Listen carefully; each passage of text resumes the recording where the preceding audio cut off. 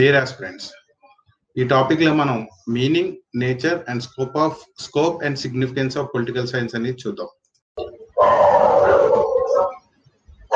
First, meaning.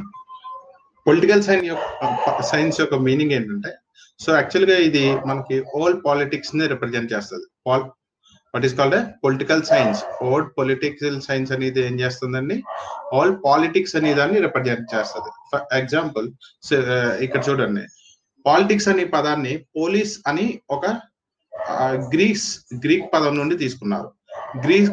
ఈ Greek లో ఈ పోలీస్ అంటే ఏంటంటే, it is a city state of ancient Greece. Ancient Greece లో సిటీ స్టేట్ ని మనం పోలీస్ అని పిలుస్తాం. సో అయితే ఫాదర్ ఆఫ్ పొలిటికల్ సైన్స్ అని చెప్పేసి అరిస్టాటిల్ ని పిలుస్తాం. యాక్చువల్లీ అరిస్టాటిల్ అనేవాడు గ్రీక్ ఫిలాసఫర్. సో అందుకని చెప్పేసి what is called the origin of political science అనే దాన్ని మనం గ్రీస్ కింద చెప్పచ్చు. ప్రెసెంట్ డే చెప్పాలంటే Greek. he is called as the philosopher of the west అంటారు. So the political philosopher of the west అంటారు. ఎందుకంటే what is called, he is the first thinker who has expressed views on political science. That is why he is called as the father of philosopher of the west. సే ఇక్కడ clear గా చూడండి, ఈయన్ని political science, the father of political science లేదా philosopher of the west అని చెప్పి పిలుస్తాను. Next అయితే ఇండియాలోకి వచ్చేటప్పటికి ద ఫస్ట్ పొలిటికల్ థింకర్ ఎవరండి, మను అంటే మన అందరికి క్లియర్ గా తెలుసు, మనుస్మృతి రాశాడు. So Manusmriti, he's belongs to the 4th BC. అయితే ఈయన తర్వాత కౌటిల్య. సో ఈయన్నే మనం పూర్తిగా ఏమని పిలుస్తాం, కౌటిల్య చాణక్య అని చెప్పి పిలుస్తాం. He lived in between 371 to 283 BC. So actual గా మనకు బాగా క్లియర్ గా తెలియాలంటే కౌటిల్యాస్ అర్థశాస్త్ర భారతదేశానికి మొట్టమొదటిగా official political science textbook. At the same time Arthashastra అనేది so not only political science, it also deals with the economics and other related issues also.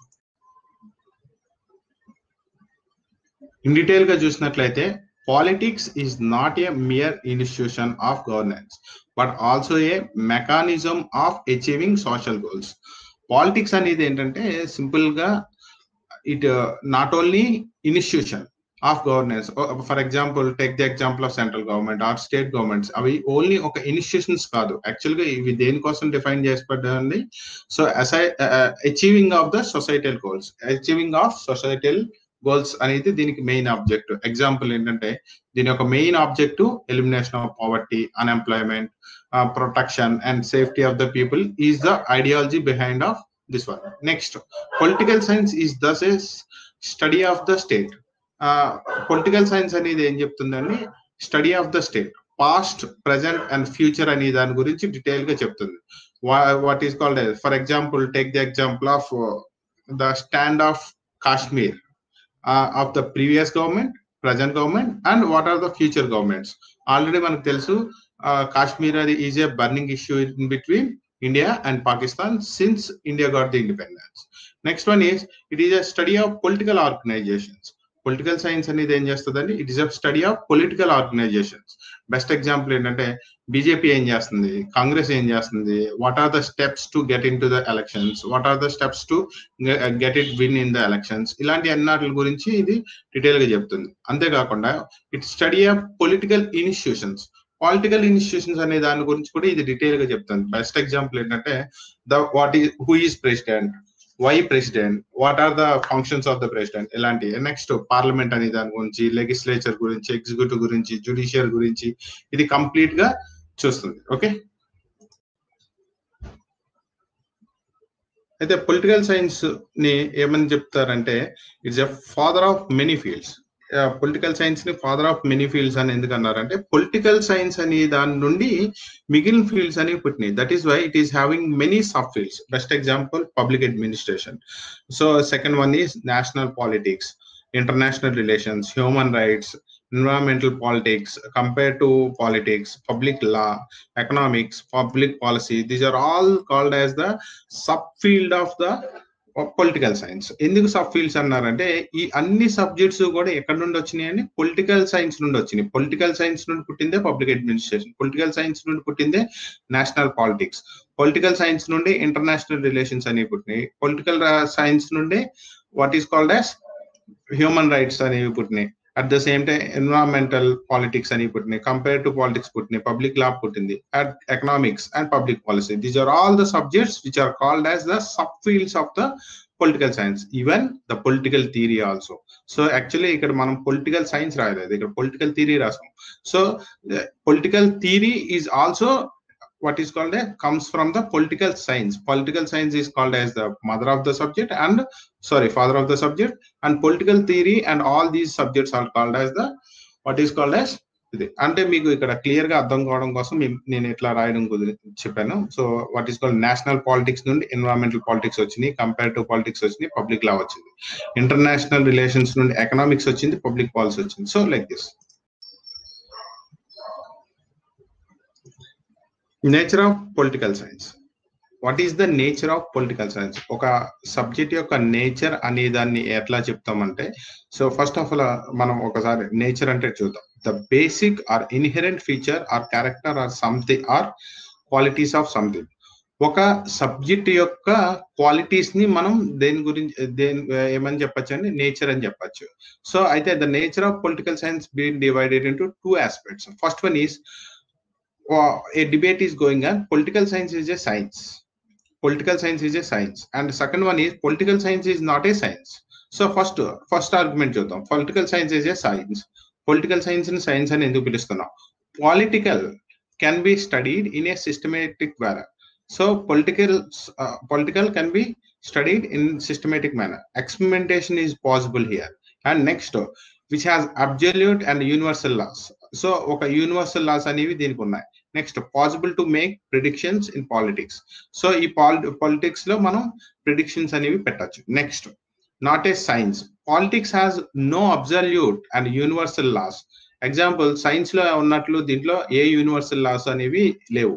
Best example ఏంటంటే కౌటిల్య తీసుకున్న, మనుస్మృతి తీసుకున్న, there is no proper evidence of proof.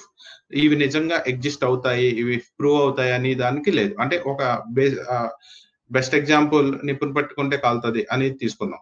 So ఇది ఎక్కడ చూసినా it's universal principle. But అలాంటి universal principles అనేవి science లో prove అయినట్లు there is no proof in politics. Second one is it does not observe theory of cause and effect. అంటే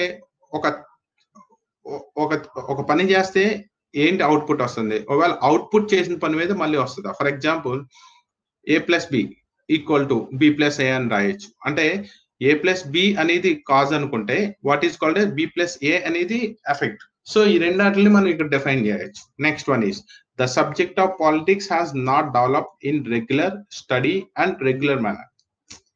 so the subject of politics has not developed in a regular manner, I mean like systematic manner. ఒక regular గా ఒక subject కింద develop అవ్వలేదు. ఎవరికి నచ్చిన theories వాళ్ళు చెప్పుకుంటూ వచ్చారు.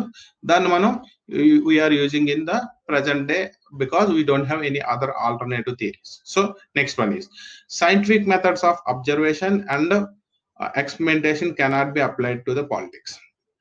ఇందులో ఉన్న సైంటిఫిక్ మెథడ్స్ అనేవి, అబ్జర్వేషన్స్ అనేవి మనం ఇక్కడ పాలిటిక్స్ లో అప్లై చేయలేం. What is the scope of political science? Political science అంటే ఈ సబ్జెక్ట్ దేనికైనా సరే ఎంత వరకు ఇది ఎక్స్టెన్షన్ అయ్యి ఉంది, లేదంటే ఏ రకంగా ఇది ఎక్స్పాండ్ అయ్యి ఉంది అని దాని గురించి చెప్పడాన్ని స్కోప్ అని చెప్పిస్తాం. The scope of political science extended to a limit of. At the same time దీనికి ఉన్న లిమిటేషన్స్ కూడా ఉంటాయి, అవి మనం ఇందులో క్లియర్ గా చెప్తాం. First, study of state and government. So for example, state అని దాన్ని అంటే ఒక నేషన్ ని మనం యూజువల్ గా థియరీ లాంగ్వేజ్ లో స్టేట్ అని యూజ్ చేస్తాం. Study of state and government. Example, what governments doing during the pandemics. ఇప్పుడు ఫర్ ఎగ్జాంపుల్ కరోనా జరుగుతుంది, ఈ కరోనా టైంలో ఏం చేస్తున్నాయి, ఎట్లా ఏం చేస్తున్నాయి అని దాన్ని స్టడీ చేయడం. వాట్ ఈస్ కాల్డ్ చెప్పడం కాదు, it is called as the study. Next, study of association and institutions. Study of association of and institutions. And for example, social organizations are doing very active roles nowadays. అవి ఎలా చేస్తున్నాయి, what is working along with those organizations by the government, ఇలాంటి అన్న person ఇందులో చూస్తాం. Study of national and international institutions, study of national and international institutions, study of past, present and future development of the states. ఇవన్నిటిని కూడా మనం scope లో చెప్పుకోవచ్చు. Next study of concept of power, what are the concept of powers అనేవి దీంట్లో clear గా చెప్పచ్చు.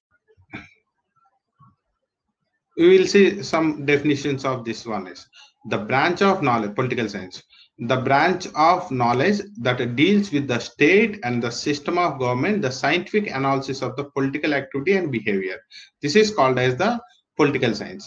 The branch of knowledge that deals with the state and the system of government, the scientific analysis of the political activity and behavior is called as the political science. So next one is political science focuses on the theory and practice of the government and politics at local, state and national and international levels. అన్ని చోట్ల కూడా political science అనేవి ఏం చేస్తుందని దాని మీద మనం political science అనేది ఫోకస్ పెడుతుంది. Next political science, the systematic study of governance by the application of empirical and general scientific methods of analysis.